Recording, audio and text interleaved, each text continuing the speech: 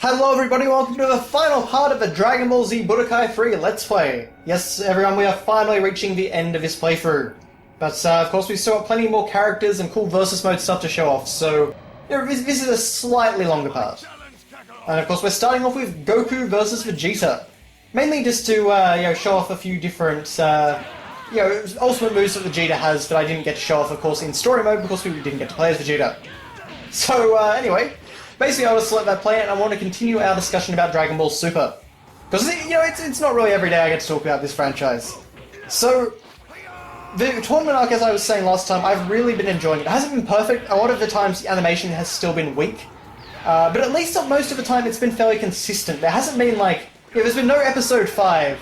And I'm sure anyone that's been following Dragon Ball Super knows what Episode 5 was. In fact, even most people that probably don't follow the series would have known what Episode 5 was. It got a pretty bad rap. I believe it was even trending on Twitter for a while, which was kind of insane. But anyway, so yeah, I think the animation's definitely been more consistent. It's funny actually. There was an interview with Toriyama a while ago, and he was basically talking about why he's gotten back into the series and why he's kind of taken ownership of it again, which is something he was never really interested in doing. Dragon Ball was always just really a job to him in a lot of ways. But now, he basically said that, after, Dragon Ball Evolution, that crappy movie, and, after, the animes not being so good, he's kind of felt like taking control again. He feels like he needs to take control of his franchise and get it back on track. And I really love that, is that he's gotten so involved again now, and on the whole, it seems to have really been for the better. The only thing that I can think of which was not really a good thing from his involvement was Dragon Ball Minus, and, to be fair, that can pretty easily be ignored in favour of the Bardock TV special. But hello, what do we have here? Yes, Earth actually... We can see the entirety of Earth and a fairly large explosion, which actually turned the environment we were in into this destroyed environment. Now, sometimes, for specific ultimate attacks, basically what will happen is that you'll see an animation of the attack affecting the Earth on, a global scale, and the air environment that you're fighting in getting completely transformed into this destroyed environment.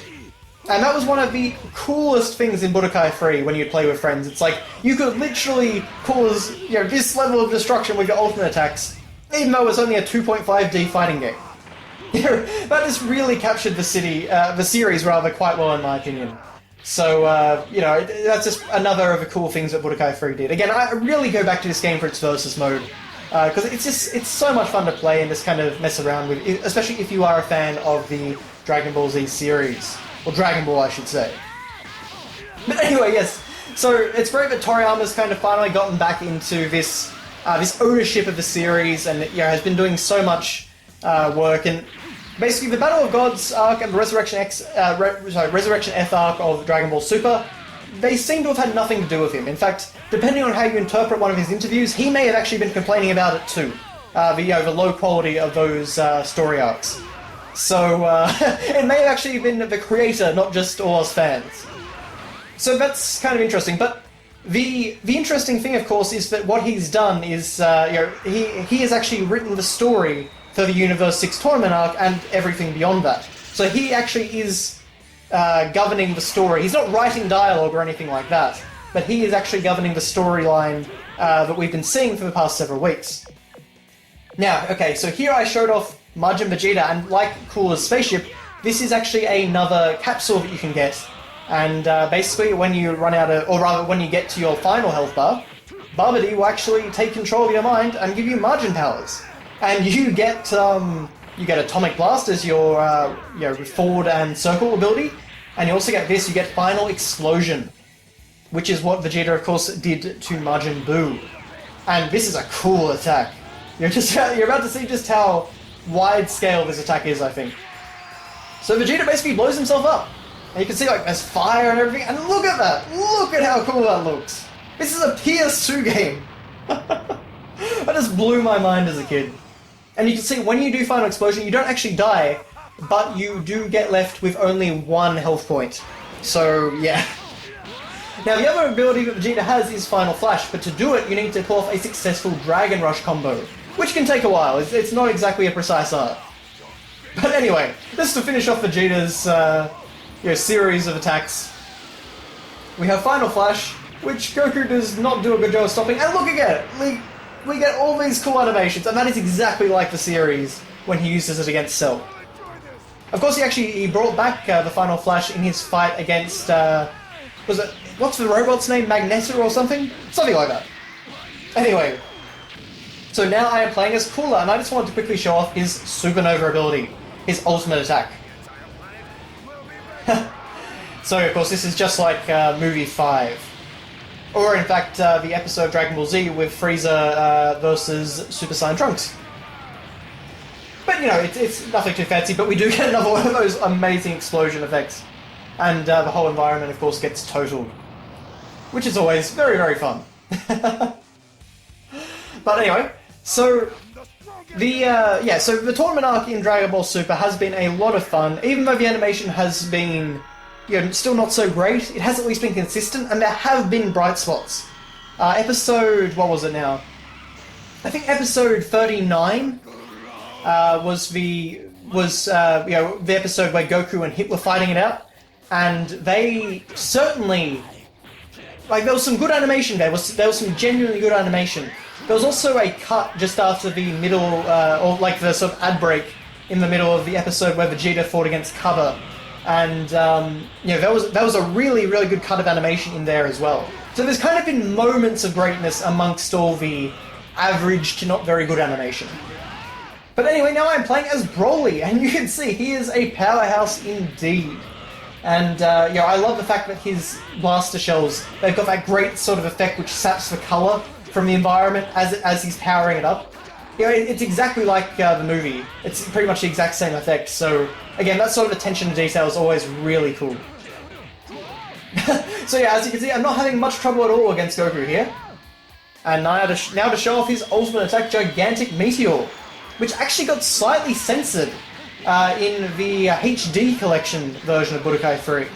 Instead of the crash against the ground here, there was actually like a flash of light, so it kind of censored it slightly. It's a very weird thing to censor, in all honesty, but especially in this style of game. But anyway, it's a very, very powerful attack, as you can see. So yeah, Broly, you know, I still don't actually like Broly in the the series, but or rather movies, I should say. Of course, he was never a part of the series, but he is a lot of fun to play as in this game. Definitely a lot of fun. You feel his kind of size and power. Okay, so now to make good on what I said before, and show off Frieza's second and third forms against Mr. Satan. So going right into second form here, and second and third forms were not in previous Budokai games. This is a new thing for Budokai 3. Death Beam! And, you know, Frieza's second and third, well, a third form anyway, does actually have something a little bit different to his other forms. They did actually definitely put in the time and effort to make it something special. Which is always very much appreciated. But yeah, anyway. The other really thing I want to talk about with Dragon Ball Super is the writing, I suppose you'd say. Because there's been a lot of times in this series where characters have just been very out of character in terms of what they say. And yeah, the most egregious example of this, in my opinion, was when Gohan was talking to Goku at, like, I think it was episode 20, 29 or 30? Probably 30, actually. But, and he's talking to Goku in, like, this ultra-polite manner and just being really rigid. And that's not at all how Gohan talked to Goku in the Buu arc. So why would he start doing that now? It just doesn't make sense. This is not good writing. So, yeah, there's stuff like that. But on the flip side, of course, we've also gotten some really cool stuff from a variety of characters. For example, Piccolo, who it's unlikely he would get much of a spotlight anymore. He actually got a really, really cool fight against Frost in the tournament. And of course, we got to see them use Super Saiyan again and kind of fight at a different level than we've seen them fight at for a while. As well as, of course, the high-level stuff against Hit, who was a really interesting and sort of different kind of foe for the characters in terms of his abilities, and his little time skip thing.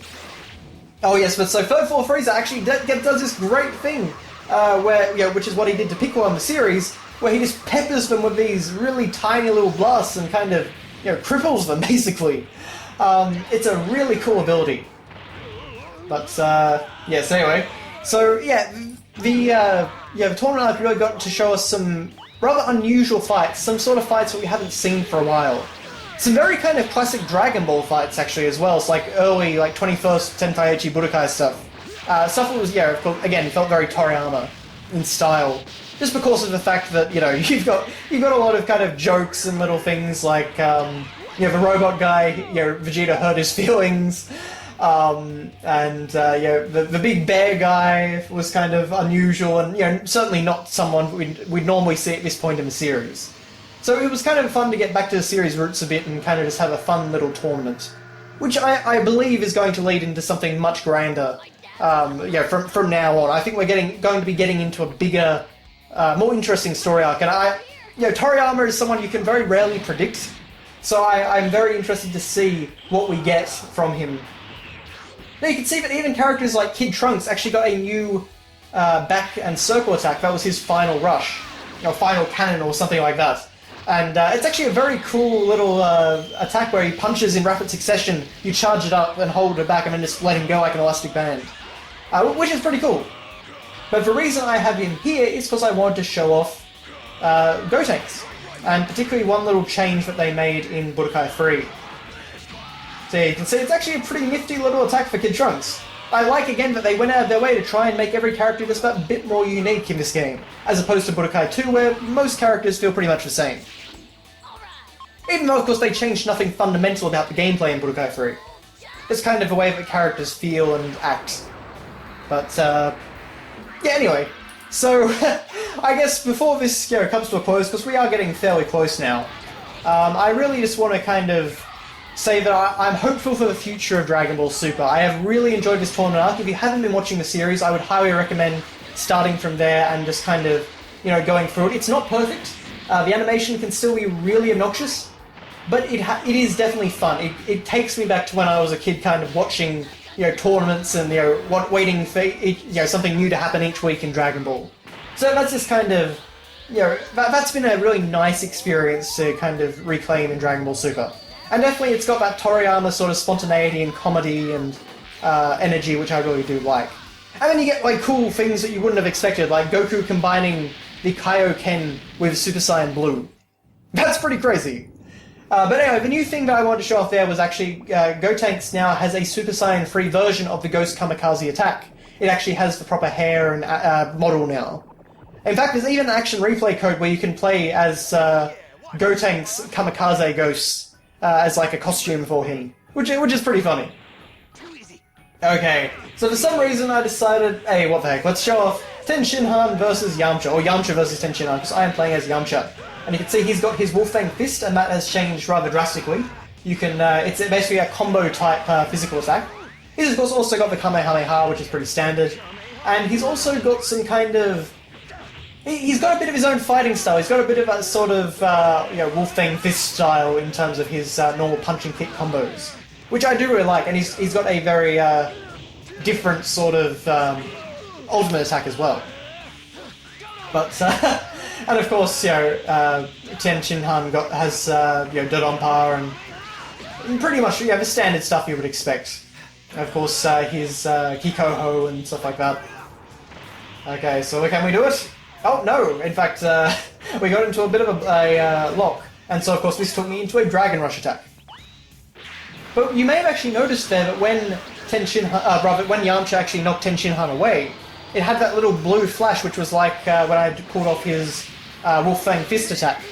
And what that is that Yamcha's strong attacks can actually have that little blue flash. He's got this sort of, it's like more like a Wolfang sort of effect. When he does his strong attacks. So like when he knocked Tien Shinhan away at the end of that struggle. So just a little cool detail that made someone as innocuous as Yamcha feel more unique. And of course even he has his own special ultimate attack in the form of his Spirit Ball, which was very confusing naming, of course, in the English dub. Of course Yamcha had Spirit Ball and Goku had Spirit Bomb. Which, you know, of course he only ever used this technique once, but still.